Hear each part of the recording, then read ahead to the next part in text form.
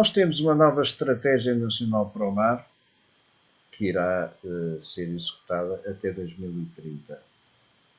Qual é o grande propósito? Bem, antes de mais, boa tarde.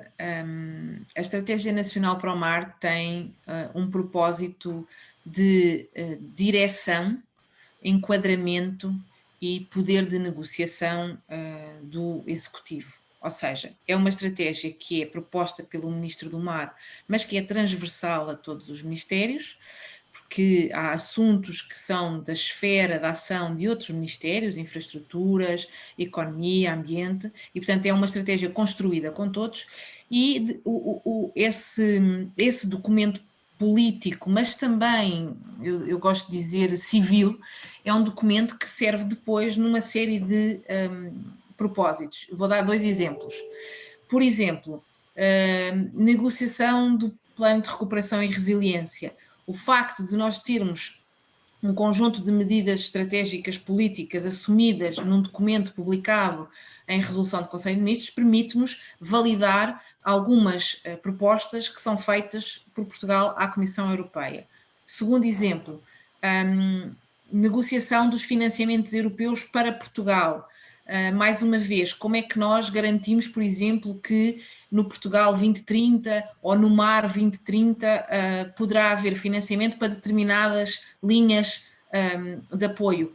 Tem que ter enquadramento nos documentos estratégicos nacionais. E depois há, talvez, e vou arriscar um terceiro, que é eu, enquanto empresário no setor do mar, posso estar a pensar, avançar para uma determinada via de investimento em Portugal, escolher Portugal pelas suas fantásticas qualidades no que toca ao acesso ao mar e ao acesso a recursos humanos, ao acesso à tecnologia, e imagino que vejo a Estratégia Nacional para o Mar e a minha área de atuação está completamente fora daquilo que são as áreas prioritárias de intervenção ou o plano de medidas que está na estratégia. Se calhar vou pensar 2 vezes antes de vir aqui.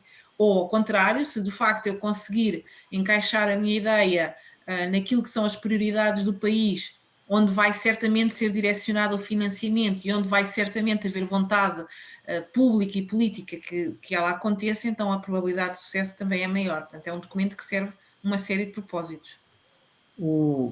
Fala-se sempre que o mar é uma prioridade para Portugal, da importância do mar, e fala-se inclusivamente nessa transversalidade do mar, que é real, mas nós olhamos para a hierarquia dos ministérios e o mar continua onde continua. Olhamos para a transversalidade e percebe-se que o Ministério do Mar não tem peso algum, ou tem muito pouco, nos outros ministérios. Inclusivamente no plano de resiliência, recuperação e resiliência, desde o primeiro momento, e foi a redação até elaborada pelo professor Costa Silva, o mar não tem relevância significativa. Fala-se muito do mar, mas não há um documento elaborado a partir da consciência de Portugal como uma nação marítima. Como é? Qual é a pergunta? A pergunta é se de facto entende que o programa de recuperação e resiliência é adequado a uma nação com verdadeira consciência da sua maritimidade, digamos assim. Bem, eu já, como deve imaginar, já recebi essa pergunta algumas vezes e, portanto, eu já tenho a resposta. Eu também não queria ser original, eu acho que até é muito óbvio, portanto é normal que tenham feito, ainda bem que fizeram essa pergunta. Mas é uma boa pergunta e compete-nos a nós explicar talvez um pouco do processo e desmistificar aqui alguns pontos. O PRR é um documento que foi construída, a primeira versão, para a qual o Ministério do Mar também enviou propostas, baseadas na visão, inclusive, do professor Costa e Silva.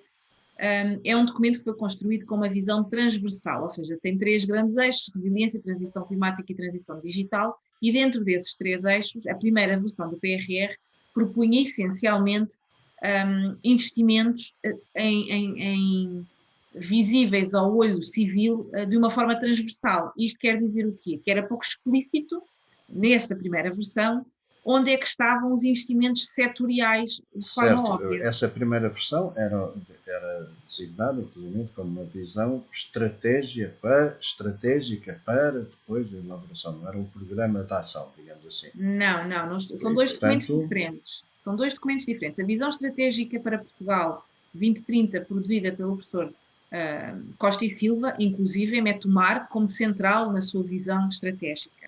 Central é uma maneira, não me lembro que fosse central. Fala então muito do mar. Rever, porque aliás, um documento, a visão para Portugal 2030, coloca o mar como estratégico para Portugal. Depois houve uma primeira versão do PRR, que foi a versão que foi a consulta pública, e é dessa versão que eu estou a falar. A visão é uma coisa e o PRR é outra. São dois documentos e dois processos diferentes. E na visão... Eu estava a falar da visão, que a visão, do ponto de vista conceptual, é mais importante.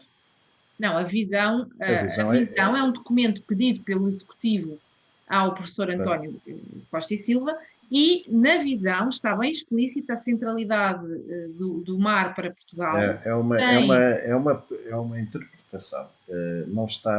Não entendo que esteja, porque falando muito do mar, o mar não é uma visão orientada pelo mar.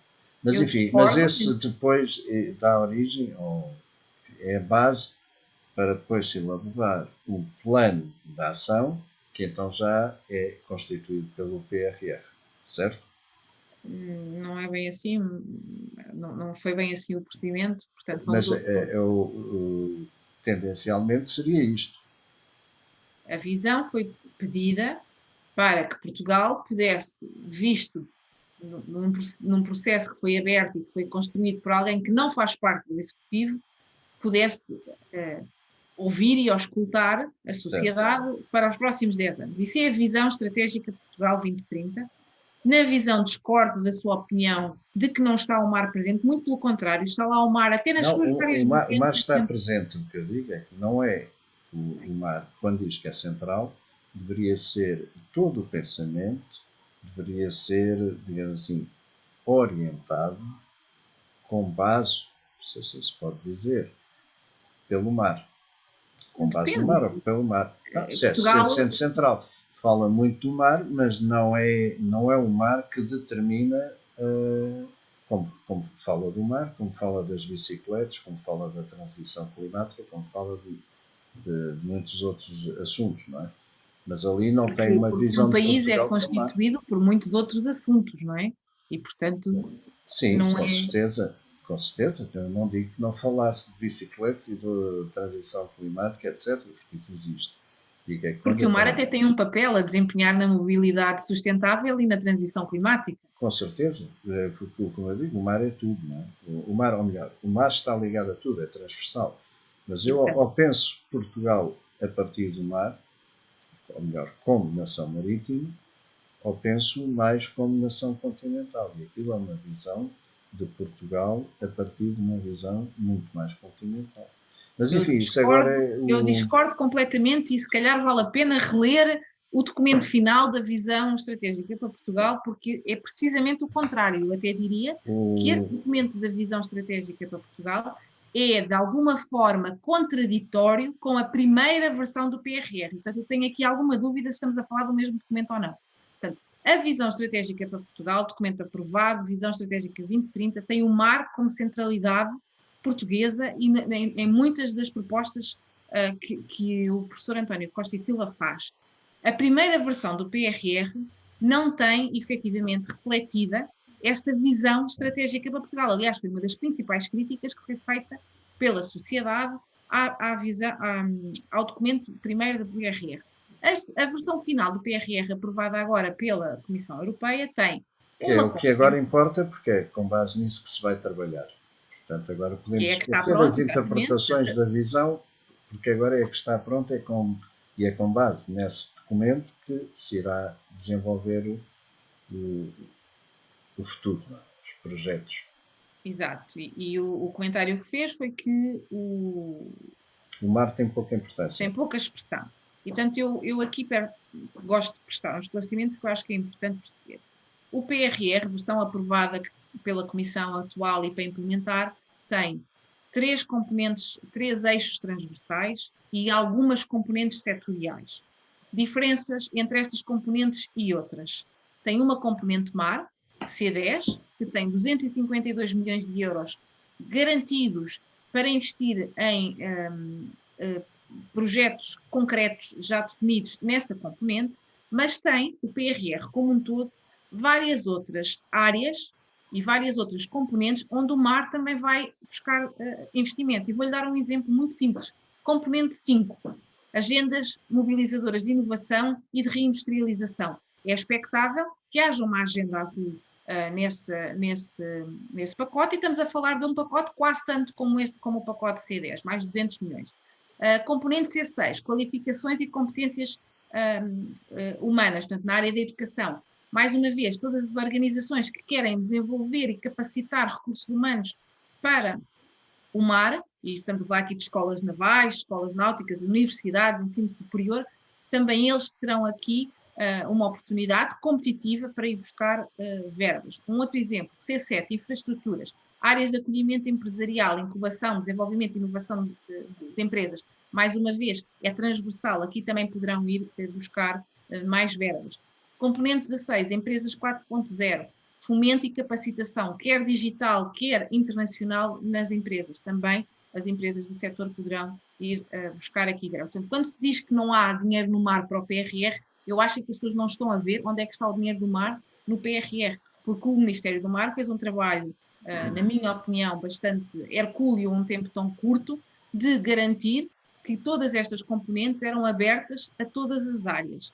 E conseguimos também que a Comissão aprovasse uma componente específica para o mar, com investimentos muito concretos, pré-definidos. E esta parte é importante. Estes já estão definidos, os outros são competitivos.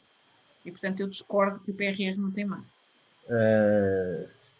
Eu não digo que não haja dinheiro para o mar, mas o PRR são vários milhares de milhões. Uhum. Quando se fala em 250 milhões... Eu acabei de dizer mais 4 ou 5 áreas em que tu somado vão ter muitos mais milhões. Sim, mais alguns milhões. Sim, é possível. Mas quer dizer, não é específico, mas eu digo é a orientação. Mas enfim, há uma coisa que eu não vi, não conheço, não sei se publicam, que é uma avaliação da anterior estratégia. Sim. Existe essa? Existe? Claro, sim. Todos Foi os anos. Publicado? Não é uma avaliação do que é que da estratégia como um todo, o que é que foi bem desenvolvido, o que é que falhou, o que é que não falhou. Sim. Existe esse documento de avaliação?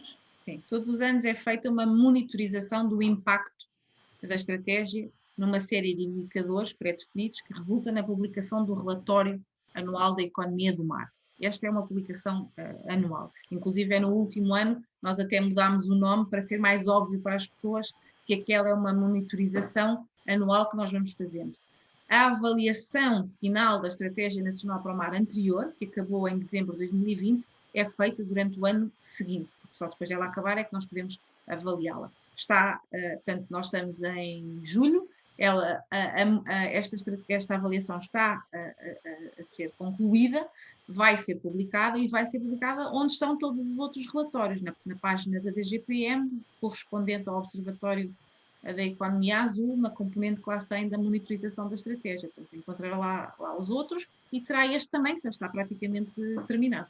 Mas essa monitorização respeita a avaliação, isto é, aos indicadores do que é que foi investido aqui, do que é que foi investido nos vários setores, anual. Esta que estamos a falar agora, que é a avaliação. O conceptual ainda não está publicado. Eu não conheço, pode ser que esteja. Não está feito. Está publicada em dezembro de 2021, mas vai estar publicada, já está a ser feita e é diferente, é uma avaliação.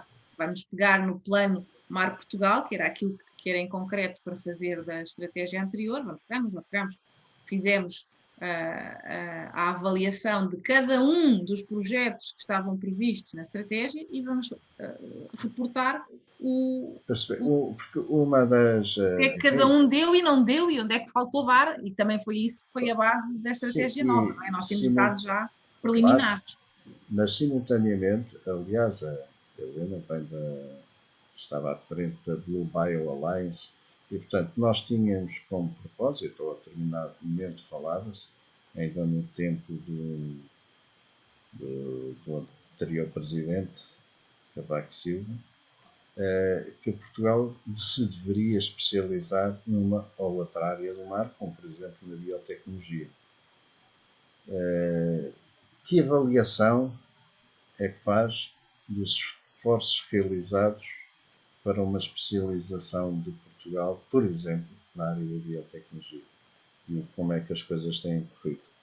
É assim, Gonçalo, nós se olharmos para a biotecnologia, portanto, estamos em 2021, eu posso começar a falar deste tema desde pelo menos o ano 2005, portanto, quase 16 anos, não é? Temos aqui é o panorama que eu conheço bem, 16 anos de evolução e, como sabe, eu fui fundadora de uma das primeiras empresas de biotecnologia azul em Portugal e, à data de hoje, o panorama é completamente diferente, em várias vertentes, em número de empresas que trabalham nessa área, em números de tecnologias transferidas da academia para fora nessas áreas, em número de patentes, em número de investimentos e valor dos investimentos, e aqui estou a falar de investimentos privados nestas empresas, e mais, neste momento,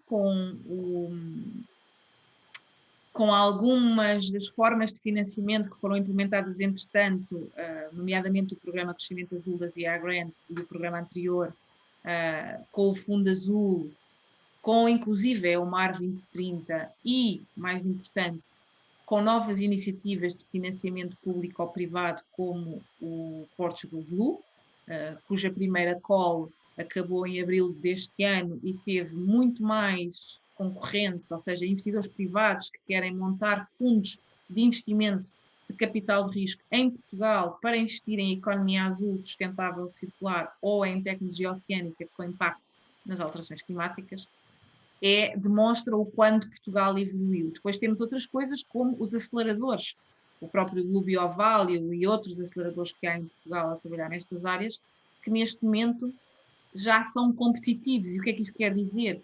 Já recebem muito mais candidaturas do que aquelas que podem aceitar e, portanto, isso também demonstra que há aqui um ecossistema que está a ser, de facto, relevante e eu acho que mudou particularmente muito nos últimos 5 anos, ou seja, esta mudança acelerou nos últimos 5 anos e isso também é positivo. Estamos onde gostaríamos de estar? Não sei, mas o ecossistema das TIC e da inovação e do empreendedorismo nas TIC em Portugal também demorou à vontade 20 e tal anos a ser implementado. Portanto, na sua opinião, as coisas estão bem encaminhadas para que Portugal se possa afirmar, de facto, como uma nação particularmente, assim, apetecível? Sim, afirmativa, porque Portugal tem dificuldade em ser um expoente, não é? Máximo mundial poderia ser, eventualmente, mas na área da biotecnologia, que é uma das áreas mais decisivas para o futuro. Eu acho que sim, que tem dado os seus pontos, mas considero que não é a única. Acho que neste momento, por exemplo, temos também avançado muito nas áreas das energias renováveis oceânicas. É uma área que está a crescer muito e da aquacultura, ou seja, eu já não vejo as coisas bem verticais. Para mim, há setores que se começam a cruzar muito, não é? E as plataformas multiuso ou a aquacultura que vai precisar da energia renovável oceânica porque é a única forma e vai precisar da biotecnologia e da robótica para poder funcionar. Portanto, isto hoje em dia já é tudo um bocadinho muito mais permeável e são estes conceitos multissetoriais que vão avançar no mar. A própria construção naval e o shipping, aquilo que eu chamo o shipping, o hardware, que Portugal sempre deu muitas cartadas e que teve nos últimos anos algumas dificuldades, é um setor que tem tido algumas dificuldades, tem visto alguns dos seus membros verem nestas novas áreas emergentes uma nova via de desenvolvimento e, portanto, é bom porque já há muito know-how nesta indústria e, portanto, eu já não vejo bem as coisas em silos. A biotecnologia é eu costumava dizer isto e continuo a dizer enquanto DGPM, a biotecnologia não é um setor, é uma tecnologia que serve muitos setores e, portanto, imagina, a biotecnologia pode ver-se passar a ser útil para setores como os têxteis e Portugal é fantástico em têxteis ou em calçado. A biotecnologia pode ser muito útil em setores como o setor agroalimentar, que seja ele Claro, agricultura, seja produção de comida, não é? Nós também podemos. A complexidade da economia do mundo tende a conduzir nesse sentido.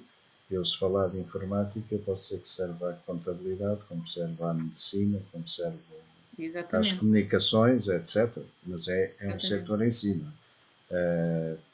Digamos assim, é uma tecnologia, mas como tecnologia estávamos a desenvolver, ou melhor, estávamos a falar que poderia ser uma das áreas onde Portugal se podia especializar, como o caso também do software, a robótica, outras áreas.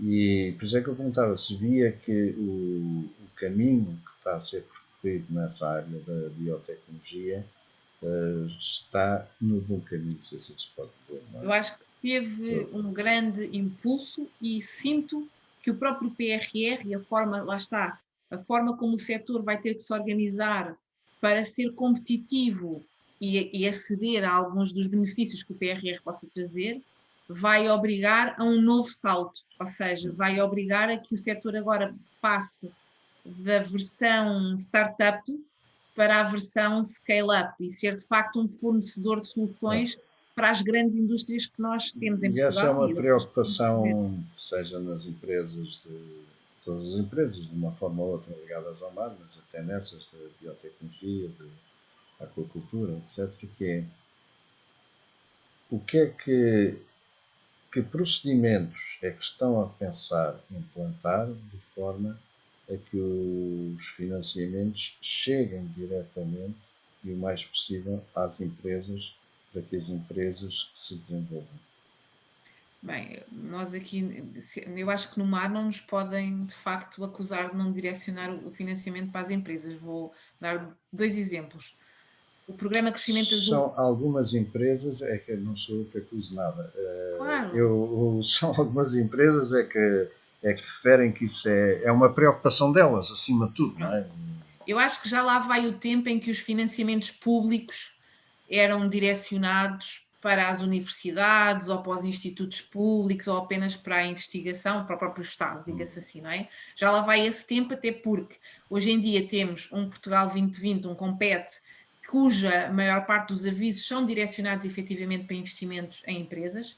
Temos vou mais longe, temos um Horizonte 2020 e vamos ter um Horizonte Europa que ainda mais é assim, ou seja, é quase obrigatório hoje em dia ter empresas incorporadas nos consórcios para sequer conseguir aceder a estes financiamentos e em Portugal, no mar em particular, o programa Crescimento Azul das IA Grants tem 70% do financiamento é obrigatório ser para empresas, o Fundo Azul é direcionado para empresas, tirando a componente da vigilância e da segurança marítima, que também pode ter empresas, mas há uma componente que não é mesmo para investigação, e o Mar 2020 inclusive financia investimentos produtivos e investimentos em empresas, portanto, tem havido, eu acho que uma evolução natural, a Europa até, na minha opinião, tem sido um bocadinho mais lenta nesse processo e agora acelerou. Nos últimos anos do H2020 e o Horizonte Europa é todo ele muito focado em desenvolvimento empresarial, até agora começa-se a ouvir as queixas, é ao contrário, que é as entidades não empresariais começam a ver que os financiamentos a que estavam habituadas neste momento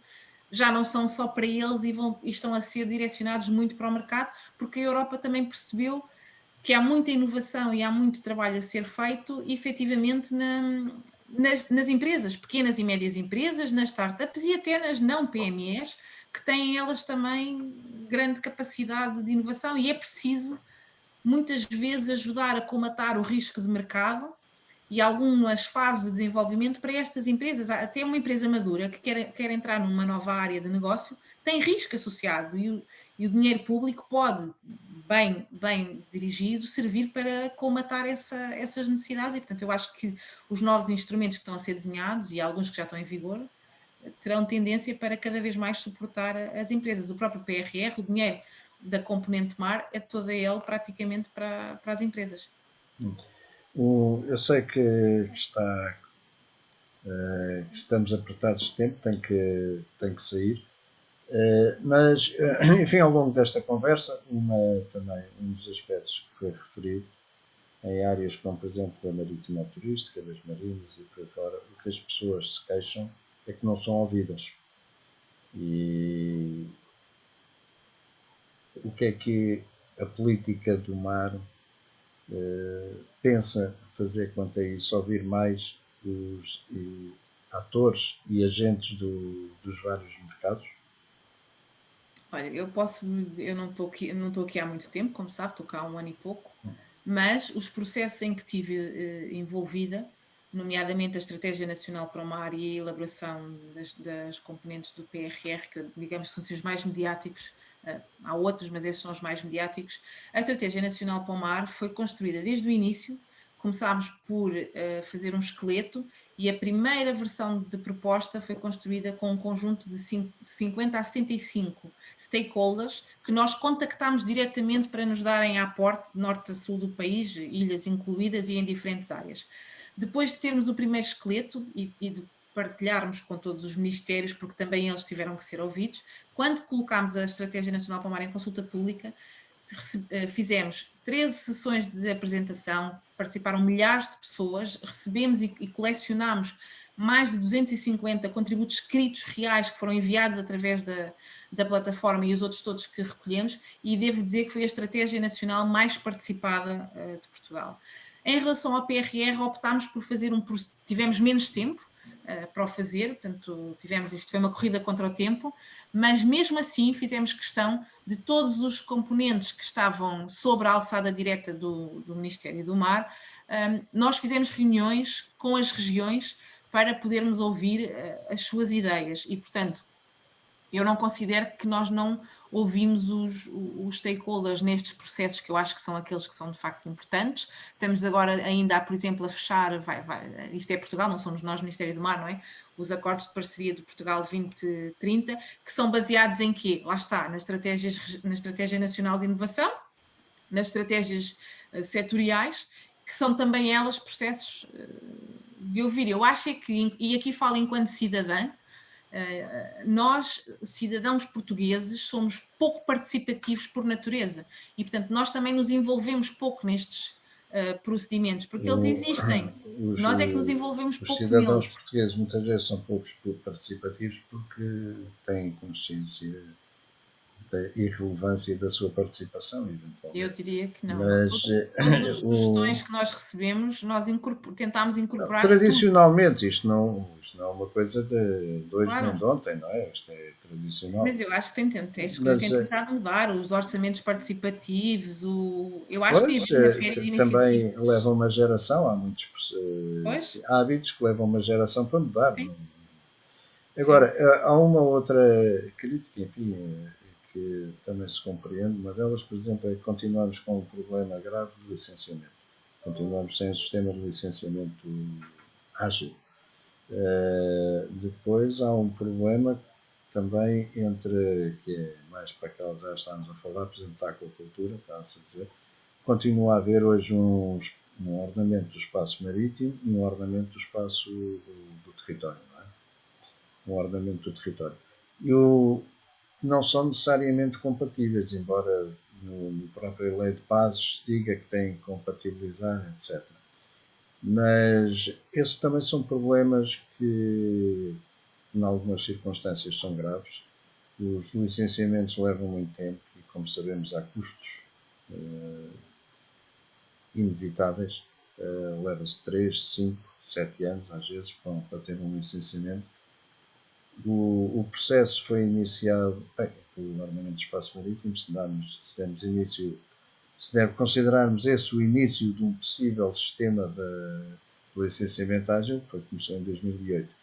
Mas, mais a sério, em 2011, Mas continuamos sem esse sistema. Isso será um esforço e uma preocupação do Ministério da Política do Mar resolver essas questões?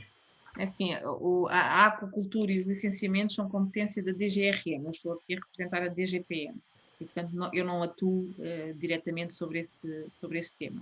O que sei é que estão a ser elaborados... Mas é uma preocupação da política do mar, não é? Independentemente de quem depois, Exato. na prática... Estrategicamente, nós temos aqui um chapéu. Sim, E o ordenamento do espaço marítimo até começou ainda nos tempos do INAC, hoje não existe, não é? Depois passou para o ICNF e agora está na DGRM. O que nós preconizamos é que a estratégia é o eixo comum de todas estas coisas e o próprio ordenamento do espaço marítimo deve ser revisto à luz daquilo que são as prioridades estratégicas do país em determinada área. Depois há uma outra questão que é, nem sempre estes ciclos são coincidentes.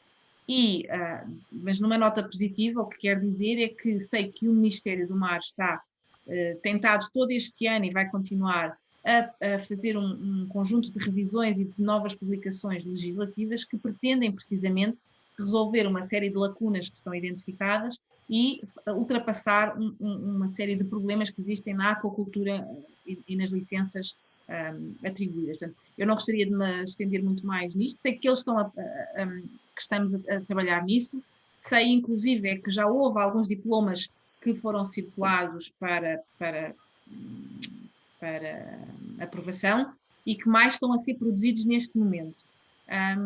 E pronto, e muito sinceramente acho que nesta fase não posso dizer muito mais além disto e também tenho que sair. Pois, era uma última pergunta, porque já se vai ter que sair, que tinha a ver com as áreas marinhas protegidas, que é um aspecto crítico para o nosso futuro enquanto nação. Mas é a primeira meta da Estratégia Nacional para o Mar. Mas guardaremos isso para uma próxima conversa com mais tempo.